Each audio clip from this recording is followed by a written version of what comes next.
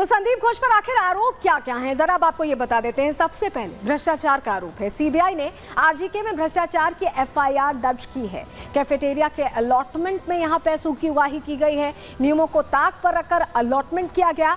Biomedical waste में भी भ्रष्टाचार का आरोप है। बायोमेडिकल वेस्ट के टेंडर में सीधे सीधे पैसे बनाए गए हैं। कंपनी से साठ-गांठ करके टेंडर दिया जाता रहा। ये पूरा मामला सामने आ गया है। बायोमेडिकल वेस्ट कम दिखाया जाता था जबकि ज्यादा होता था। कंपनी से मिली भगत कर पैसे सीधे सीधे खाते में जाते थे।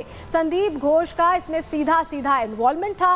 स्किल लैब के लिए ऊंचे दामों में ठेका दिया गया, उसमें भी पैसा बनाया गया। 2 गुना से ज्यादा कीमत में टेंडर दिया गया है। सोचिए 2 गुना से ज्यादा, यानी कितने पैसों की उगाही की गई है आप समझिए। मेडिसिन टेंडरिंग में भी भ्रष्टाचार के आरोप, यानी हर स्तर पर प्रिंसिपल रहते हुए पैसों की उगाही चली, पैसे बनाए गए। घोष अपने लोगों को ही टेंडर अलॉट करता था। सोचिए ये पूरी व्यवस्था पैसों की उगाही के लिए बनाई थी और अब खुलासा हो रहा है। और सबसे बड़ी बात है कि इस पर आरोप है कि ये लावारिस लाशों का सौदागर है। जी हां, संदीप घोष पर पूर्व डिप्टी सुपरिटेंडेंट के ये गंभीर आरोप है। उनके साथ ही काम करते थे, उन्होंने आरोप लगाए हैं। तो आप सोचिए कितने गंभीर ये आरोप है। संदीप घोष एक मेडिकल माफिया जैसा भ्रष्ट आदमी है। ये उनकी बात, उनके द्वारा कही गई बात है। आरजीके अस्पताल से लाशों का रैकेट चलाया जाता था। परिवारजनों की इजाजत के बगैर शवों के साथ छेड़छाड़ की जाती थी। लावारिस लाशों को प्राइवेट अस्पताल में बेचना जाता था, यानी इसमें भी पैसे बनाए जाते थे।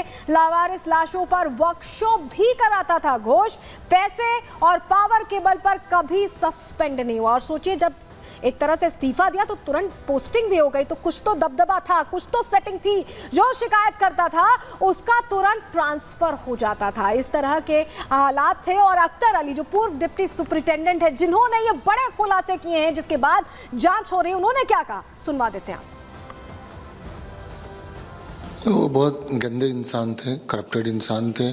स्टूडेंट लोगों के साथ बदसलूकी करना, जानबूझ को उनको फेल करवाना। इसके अलावा जैसे बॉडी, डेड बॉडी, तो उनके अगेंस्ट में ये भी गंभीर आरोप लगे थे। डेड बॉडी का जो लावारिस लाश होता था उसके भी तस्करी करते थे कि वो किसी प्राइवेट हॉस्पिटल को, मेडिकल कॉलेज वगैरह को बेच देते थे। संदीप घोष जैसे लोगों का साम्राज्य खत्म होना चाहिए ताकि और कोई मासूम इसके शिकार न हो। जैसे स्टूडेंट लोग को परेशान करना, उनको अपना निशाना बनाना, इस तरीके का जो माफिया राज चलाना, हॉस्पिटल में दुर्नीति करना, करप्शन करना, डेड बॉडी की तस्करी करना, बायोमेडिकल वेस्ट का इलीगल ट्रैफिकिंग करना, तो ये साम्राज्य इनका खत्म हुआ।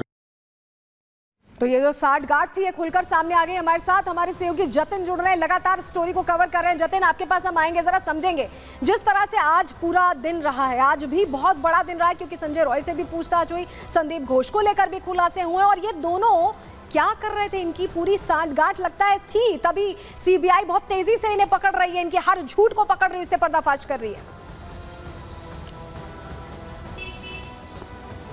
आज बिल्कुल देखिए, आज 2 बड़े डेवलपमेंट रहे। एक तो जो ट्रेनी डॉक्टर के से रेप और हत्या मामले में जो आरोपी है, मुख्य आरोपी संजय रॉय, उसका पॉलीग्राफी टेस्ट जो है वो यहाँ की प्रेसिडेंसी जेल में किया गया। तकरीबन 3.5 घंटे का समय लगा उस टेस्ट को लेकर। और सीबीआई की टीम अब एनालाइज कर रही है संजय रॉय के पॉलीग्राफी टेस्ट को, और इससे पहले जो साइकोलॉजिकल एनालिसिस टेस्ट किया गया था उसको, उसके बाद एक डिटेल रिपोर्ट तैयार की जाएगी। और दूसरा जो सबसे बड़ा मूवमेंट आज सीबीआई का ये रहा, मेरे पीछे आप ये घर देख रहे हैं, ये पूर्व प्रिंसिपल संदीप घोष का घर है। तकरीबन 9.5 घंटे का समय बीत चुका है, अभी तक सीबीआई की टीम अंदर है और तमाम दस्तावेजों को अंदर खंगाला जा रहा है।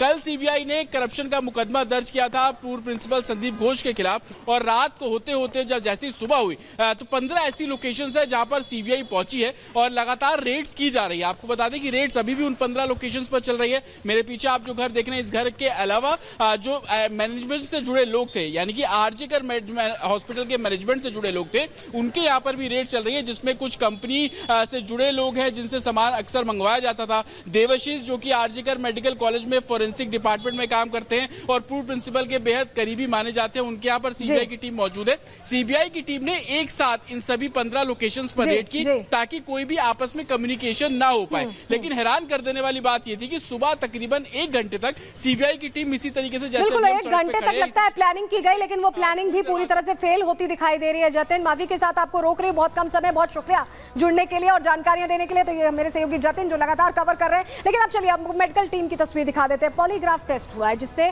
सच उगलना पड़ा है इन आरोपियों को। संजय रॉय का प्रेसिडेंसी जेल में पॉलीग्राफ टेस्ट हुआ है। मेडिकल टीम कैसे पहुंची ये हम आपको तस्वीर दिखा रहे हैं। और देखिए, संदीप घोष हो, संजय रॉय हो, तमाम जो डॉक्टर्स थे जिन्होंने साथ में डिनर किया था, उनसे पूछताछ इसीलिए की जा रही है, पॉलीग्राफ टेस्ट इसीलिए किया जा रहा है क्योंकि सच सामने आए, सच उगले ये लोग और पता चले कि आखिर ये घटना हुई कैसे, कितने लोगों का हाथ था। तमाम सवाल हैं इसको लेकर, अब देखिए पूछताछ की जा रही है। लेकिन आपको बताएं, क्या पॉलीग्राफ टेस्ट से अब राज खुल पाएंगे? ये सवाल सबके मन में है क्योंकि पॉलीग्राफ टेस्ट हो रहे हैं। संजय रॉय का हुआ है, संदीप घोष का हुआ है, उन डॉक्टर्स का हुआ है जो साथ में डिनर कर रहे थे। चलिए आपको बताते हैं कि क्यों उम्मीद जग रही है इससे।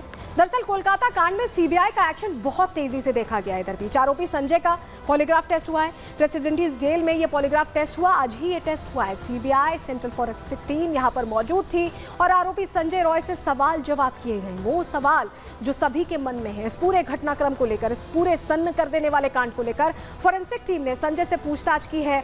कोर्ट से इजाजत के बाद ये टेस्ट लिया गया है। प्रेसिडेंसी जेल में बंद है आरोपी संजय रॉय, जिससे कड़ी पूछताछ की गई है। वहीं गुनहगार से क्या क्या सवाल लिए गए हैं, आप भी ये जानना चाहते होंगे। बता देते हैं आपको किस तरह से सवाल जवाब किए गए हैं। ट्रेनी डॉक्टर्स के साथ हैवानियत आखिर ट्रेनी डॉक्टर के साथ, उस डॉक्टर के साथ क्यों की गई, ये सवाल सबसे पहले पूछा गया है।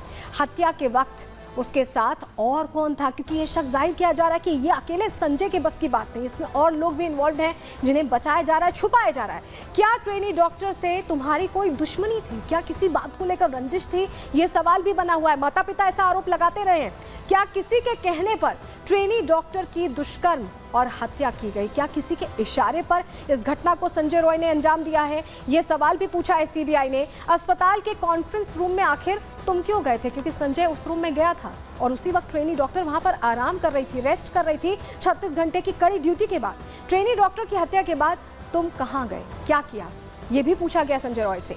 हत्या के बाद एएसआई अरूप दत्ता को आखिर फोन क्यों किया था, क्योंकि खुलासा हो गया था कॉल रिकॉर्ड से, और फोन करके क्या इस पूरे घटनाक्रम को छुपाने की साजिश थी, तैयारी थी इसे मैनिपुलेट करने की, ये भी जानने की कोशिश की है सीबीआई ने। क्या सबूत मिटाने में तुम्हारी किसी ने मदद की है, क्योंकि ये कहा गया कि पूर्व प्रिंसिपल संदीप घोष जब जानकारी मिलती है कि घटना हो गई उसके बाद बैठक करने लगते हैं, उसके बाद बता देते हैं परिवार को कि आत्महत्या है। तो क्या इसमें किसी ने मदद किया? इशारा सीबीआई का संदीप घोष की तरफ ही था। संदीप घोष के साथ तुम्हारे कैसे रिश्ते हैं, ये भी पूछा है सीबीआई ने। क्या इस मामले में संदीप घोष ने तुम्हारी मदद की है, जिसका शक सबसे पहले जाहिर किया जा रहा है, उसी को लेकर सवाल यहाँ पर पूछा गया। तो देखिए, ये जो तमाम सवाल जवाब किया गया, वहीं प्रधानमंत्री नरेंद्र मोदी ने भी इस पूरे घटनाक्रम को लेकर सवाल खड़े किए और कहा है कि माफी लायक नहीं है। कोलकाता रेप केस पर प्रधानमंत्री का भी रिएक्शन अब आ गया है। उन्होंने कहा है कि दोषी कोई भी हो वो बचना नहीं चाहिए। प्रधानमंत्री ने क्लियर कर दिया कि ये पाप माफी लायक नहीं है। जिस तरह की घटना हुई है उस पर प्रश्न खड़े किए हैं प्रधानमंत्री ने। क्या कहा है, सुनवा देते हैं आपको। आज देश का कोई भी राज्य हो, अपनी बहनों बेटियों की पीड़ा को, उनके गुस्से को मैं समझ रहा हूं। मैं एक बार फिर